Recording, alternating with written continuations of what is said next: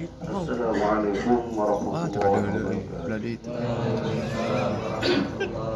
Takmir, tasbih dan tahlil.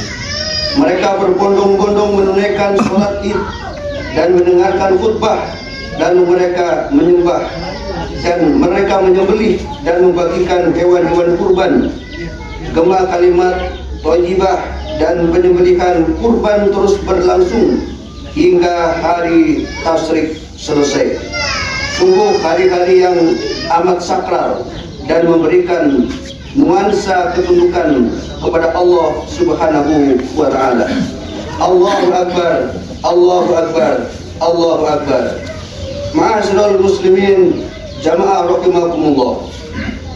Kalau kita berbicara ketaatan kepada Allah Subhanahu wa taala, maka ada pelajaran yang sangat penting yang ditunjukkan oleh Ibrahim alaihissalam dan putranya Ismail ketika Allah Subhanahu wa taala menguji Ibrahim alaihissalam untuk mengorbankan putra kesayangannya. Demikian pula Ismail alaihissalam diuji oleh Allah Subhanahu wa taala untuk rela menyerahkan nyawanya demi ketaatan kepada Allah Subhanahu wa taala. Dalam Al-Qur'an Allah Subhanahu wa taala mengisahkan kisah ini dengan sangat bagus. A'udzu billahi minasyaitonir rajim. Falamma balagha ma'ahu as-sa'ya qala ya bunayya inni ara fil manami anni adbauka fanzur madza tara. Tatkala anak itu telah sampai pada umur sanggup berusaha bersama-sama Ibrahim, Ibrahim berkata, anakku, sungguh aku melihat dalam mimpi bahwa aku menyembelih kamu. Karena itu pikirkanlah pendapat dan bagaimana pendapatmu. Kemudian Ismail alaihissalam tanpa berpikir panjang menjawab apa yang disampaikan oleh bapaknya Ibrahim alaihissalam. Ya abati if'al ma tu'mar satajiduni insyaallahu minas sabirin. Wahai ayah, lakukanlah apa yang diperintahkan kepadamu. Insyaallah engkau akan mendapati diriku termasuk orang-orang yang sabar. Ma'asyiral muslimin, jamaah rahimakumullah. Allahu akbar, Allahu akbar, Allahu akbar, walillahil hamd.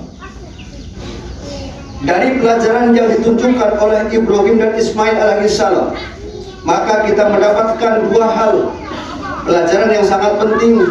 Yang pertama adalah tentang keyakinan. Karena Ibrahim dan Ismail sudah yakin kepada Allah Subhanahu wa taala, zat yang menciptakannya, zat yang menciptakan aturannya, dan yang diyakini pula bahwa aturannya pasti akan mengandung kemuliaan, akan mengandung kemaslahatan.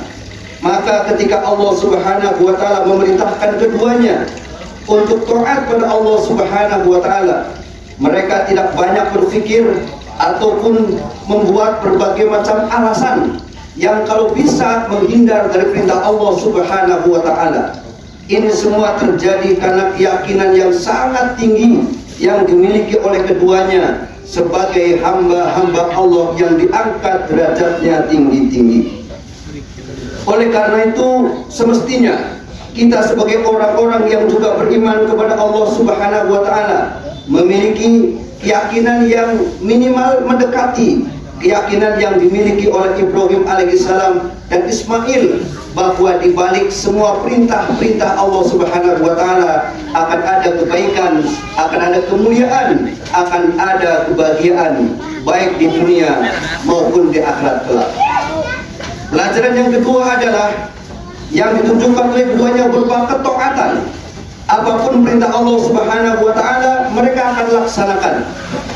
Termasuk mengorbankan nyawanya pun mereka akan laksanakan. Termasuk mengorbankan hartanya pun mereka akan laksanakan. Itulah pelajaran yang kedua, yakni ketaatan. Pelaksanaan Allah, pelaksanaan perintah-perintah Allah Subhanahu wa taala. Hal ini sejalan dengan firman Allah Subhanahu wa taala yang senantiasa mengkaitkan antara keimanan dengan amal soleh, keimanan dan ketaatan. Banyak ayat yang menggandengkan antara iman dengan amal soleh. innal ladzina amanu wa 'amilus sholihat, innal ladzina amanu wa 'amilus sholihat. Maka Allah Subhanahu wa taala menggandengkan iman adalah keyakinan, amal soleh adalah ketaatan total kepada Allah Subhanahu wa taala. Karena memang sudah sepantasnya seperti itu sifat orang yang beriman. Tidak berpikir panjang atau bahkan mungkin mencari dalih, mencari alasan untuk menghindar dari perintah-perintah Allah Subhanahu wa taala. Dalam Al-Qur'an Allah Subhanahu wa taala berfirman, A'udzu billahi minasyaitonir rajim. Wa ma kana lil mu'minin wa la mu'minah idza qadallahu wa rasuluhu amrun ay yakuna lahumul khiyaratu min amrihim. Wa may ya'sillaha wa rasulahu faqad dhalla dhalalan mubina.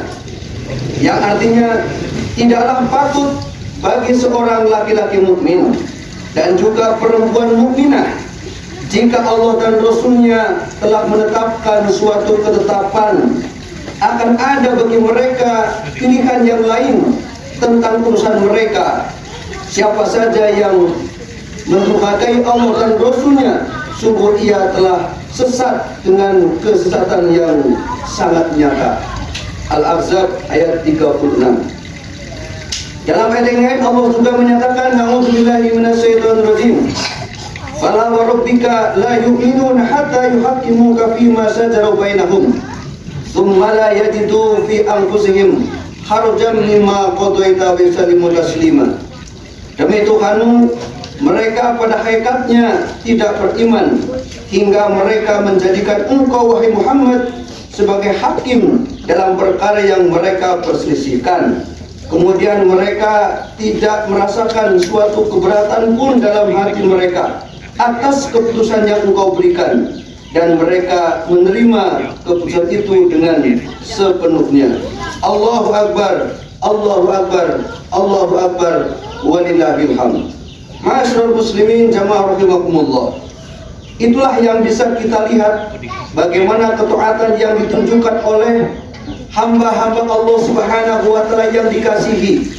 Sebagai orang yang beriman kepada Allah Subhanahu wa taala, seyogianya mereka tidak patuh, tidak tunduk dan tidak melaksanakan kecuali perintah-perintah Allah Subhanahu wa taala semata.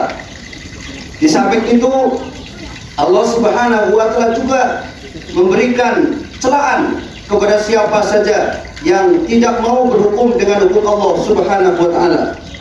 Dalam Al-Qur'an Allah Subhanahu wa taala menyebutkan bahwa barang siapa yang memutuskan perkara tetapi tidak menggunakan apa yang Allah turunkan, mereka disifati oleh Allah sebagai orang-orang zalim, orang-orang fasik, dan orang-orang kafir.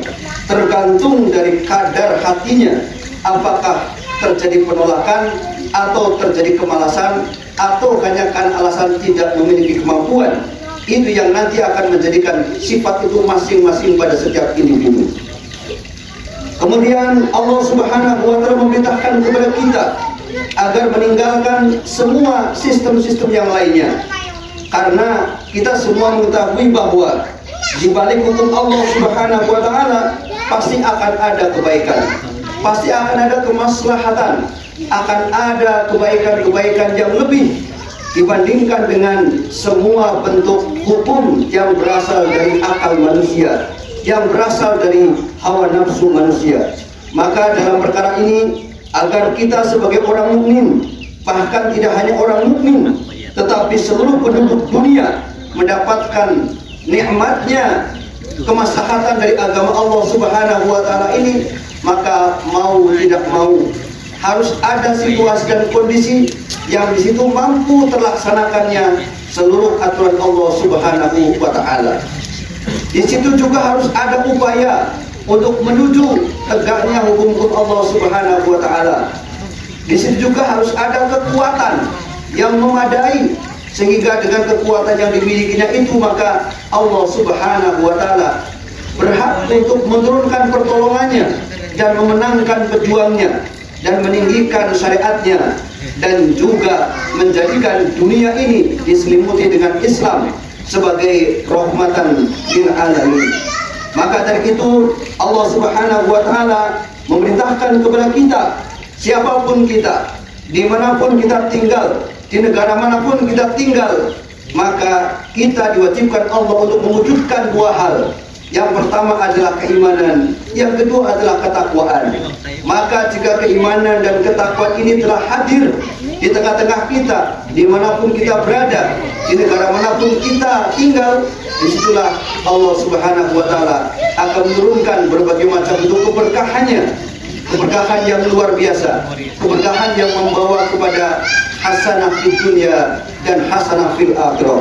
Allah Subhanahu wa Ta'ala berfirman, A'udzu billahi minasyaitonir rajim. Walau anna ahlal qura amanu wattaqau la fatahna 'alaihim barakatim minas sama'i wal ard. Walakin kadzdzabu faqadnahum bima kanu yaksibun. Jika penduduk negeri-negeri beriman dan bertakwa, pastilah kami akan melimpahkan kepada mereka berkah dari langit dan dari bumi.